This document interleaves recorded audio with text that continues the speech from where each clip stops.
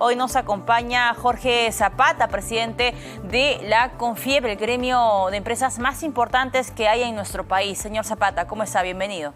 Buenas tardes, Valeria. Un gusto estar en tu programa. Ya casi un mes como presidente de CONFIEP, señor Zapata, y vaya el reto que le ha tocado asumir en un contexto preelectoral, un año preelectoral y el que viene.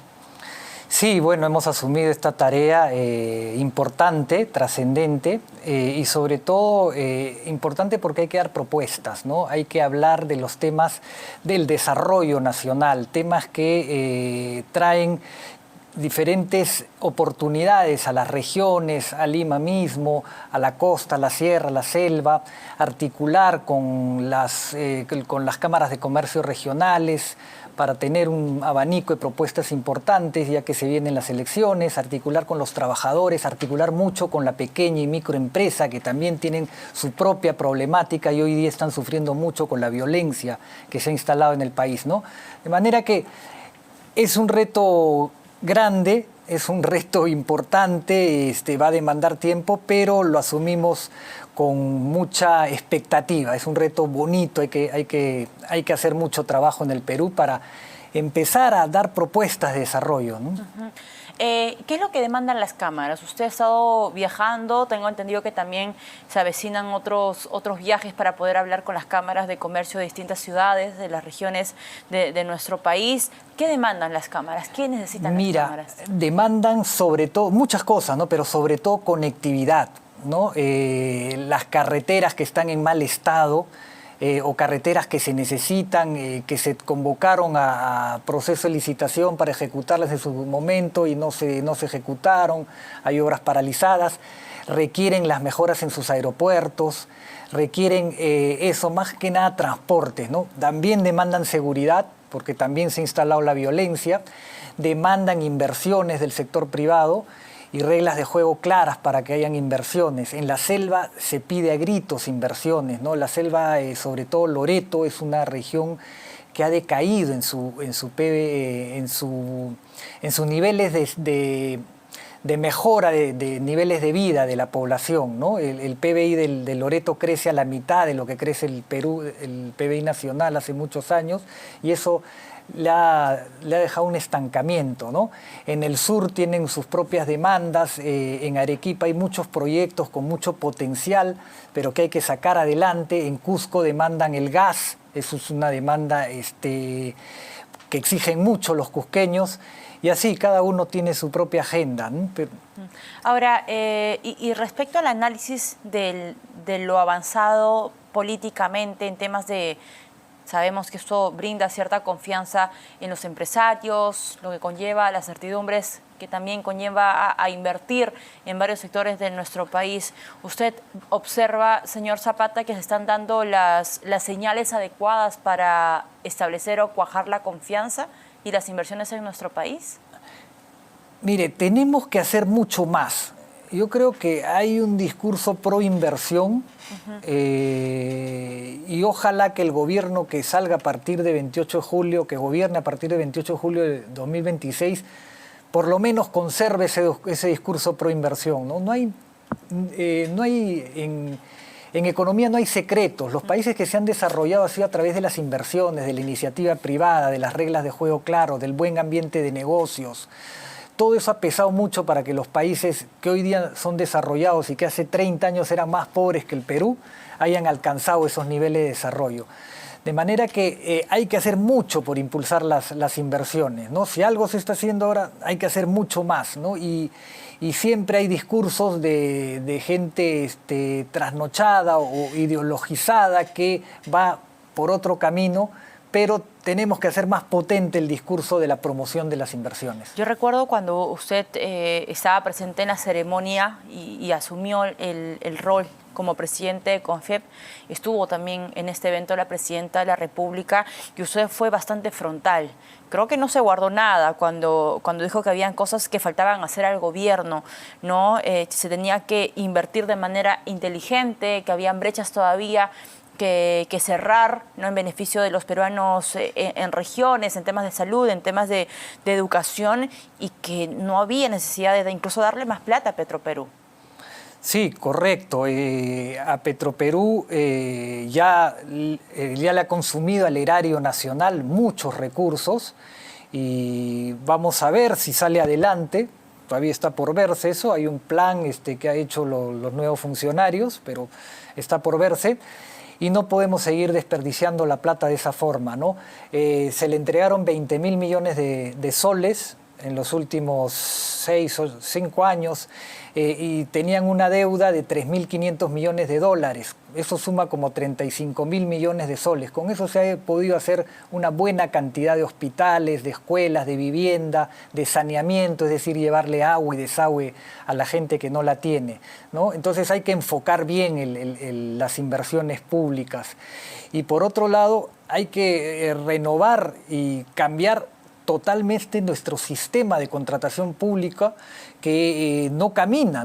Tenemos 43.183 millones de soles en obras paralizadas a nivel nacional, ¿no? Eso, como comprenderás, en un país que tiene una brecha tan grande en infraestructura, es inaudito, ¿no? Entonces, no podemos seguir con ese sistema que las obras quedan a medias y no le sirven a nadie, ¿no? Entonces, hay pues cosas por hacer. El tema de la seguridad ciudadana, hay que empezar a trabajarlo con inteligencia, con eficiencia y con eficacia, ¿no? No podemos seguir teniendo esos niveles de criminalidad que se están dando hoy día en el país. Ahora, ese tema de la criminalidad, ya no está el antiguo ministro del Interior con una censura de por medio, se buscó a otro perfil.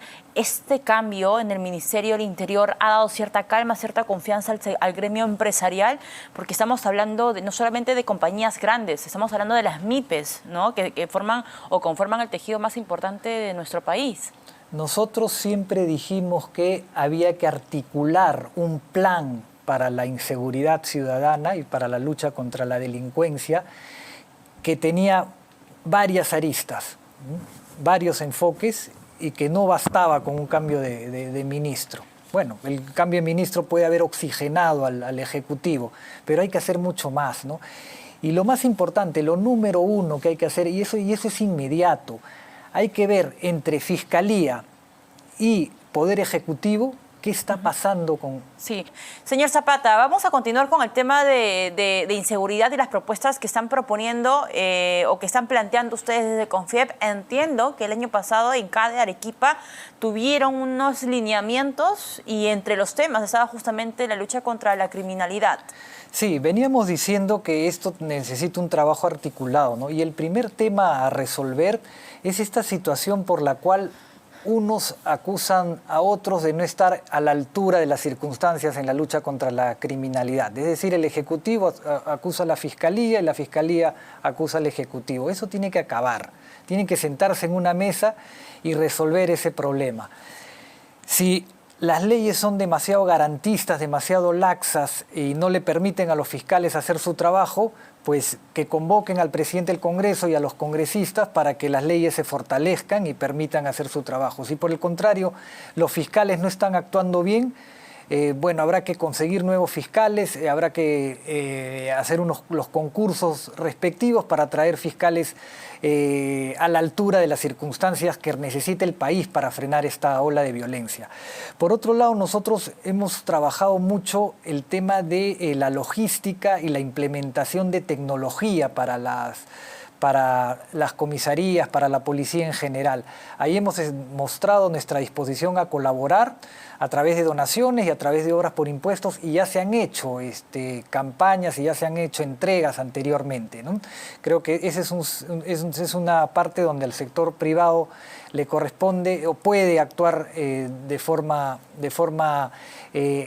efectiva, apoyando a la policía.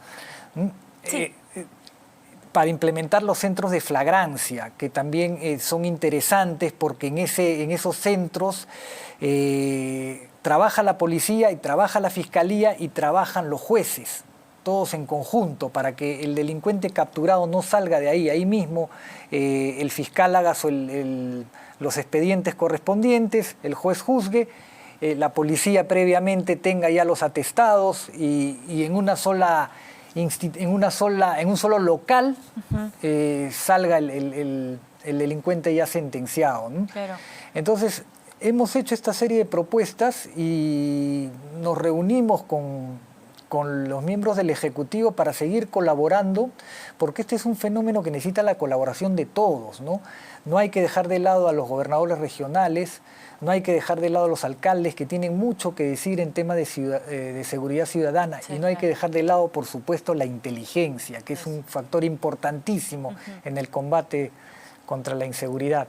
Respecto a su relación, la relación que tiene el CONFIEP con el Ministerio de Economía y Finanzas, ¿cómo va? Tengo entendido, porque lo hemos visto saliendo, al menos nosotros de prensa, saliendo de las conferencias, y hay reuniones, por supuesto, en las oficinas del Ministerio de Economía y Finanzas. ¿Qué cosas ha hablado allí con el ministro, el señor Salardi, y su opinión respecto a este shock desregulatorio?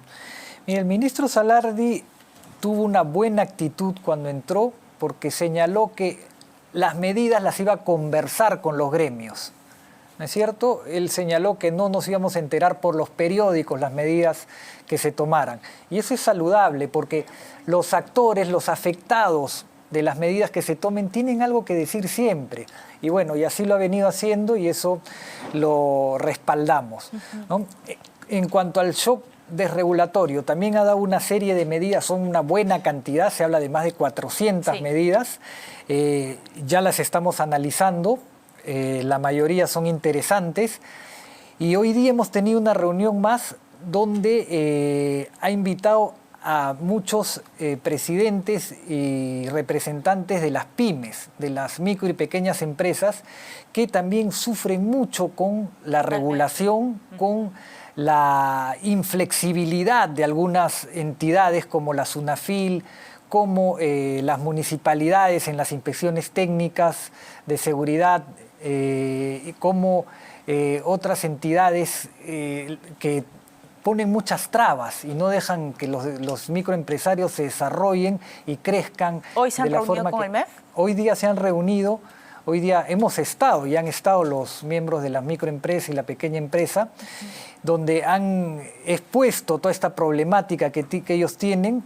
También han mencionado, por supuesto, a la SUNAT, que los acogota y no los deja pues crecer, desarrollarse. Y entonces, con toda esta problemática que ellos tienen, porque son muy... su trabajo, sus empresas no tienen una facilidad para desarrollarse, para emprender, básicamente por municipalidades, SUNAFIL y SUNAT, y encima de eso tienen que enfrentar a la criminalidad que los extorsiona, claro, ¿no? Entonces hay que entender a los micro y pequeños empresarios y hay que darles todo el apoyo, ¿no? Si no, van a ir cerrando sus negocios, vamos a tener más gente desempleada y vamos a tener mucho más problemas de gente sin recursos, ¿no? Y ya para ir cerrando, señor Zapata, la semana pasada este anuncio de Donald Trump, presidente de Estados Unidos, con respecto a los aranceles y el 10% que le corresponde a Perú, ustedes que se han reunido el día de hoy con el Ministerio de Economía y Finanzas, ¿han podido conocer un poco los impactos que eso podría tener en los sectores específicos económicos o en todo caso el PBI? ¿Se lo han consultado, se lo han preguntado al MEF? Hoy día no hemos visto en la reunión, se ha tocado muy tangencialmente, muy tangencialmente, pero sí, por supuesto, que venimos analizando desde que se anunciaron estos aranceles, cuáles son los impactos que podrían tener, ¿no? Se ha analizado el agro y en el agro, por ejemplo, los productos que ellos tienen, que son básicamente maíz, soya y trigo, no compiten con los productos peruanos, que son arándanos, paltas, espárragos y algún producto que ellos no tienen en abundancia, ¿no? Y además la otra condición es que somos opuestos climáticamente, ¿no? De todas maneras, hay que seguir analizando el tema porque algún impacto va a tener. Pero el otro tema que también hemos analizado es que los aranceles colocados al Perú son de 10% y a otros países se les ha puesto más, ¿no es cierto? Los textiles parece que tampoco tendrían mayor impacto en el mercado americano. Pero como le digo, estos son análisis todavía preliminares y hay que seguir analizando. El gran problema que se puede venir es que el producto asiático, que sí tiene un arancel muy importante, a algunos se les ha puesto hasta 46%, y a todos los países del Asia, China, Japón, Corea, Taiwán, Singapur, Vietnam, se les ha colocado aranceles importantes y ellos tienen una masa productiva muy grande, que si no va a ir a Estados Unidos por los aranceles grandes que se le han puesto, podría venir al mercado peruano y hay que ver qué hacer ahí. Entonces hay un análisis que hay que hacer muy grande y obviamente el Estado a través del Ministerio de Relaciones Exteriores y de Comercio Exterior y Turismo tiene que abrir nuevos mercados para los productos peruanos, ¿no? Es decir, acá hay que mirarlo con una visión global, holística, general, y contratar y trabajar con los mejores técnicos para ver cuáles son las mejores salidas a esto. Porque además se une un factor más, que hay avances y retrocesos en la política de aranceles norteamericana, ¿no?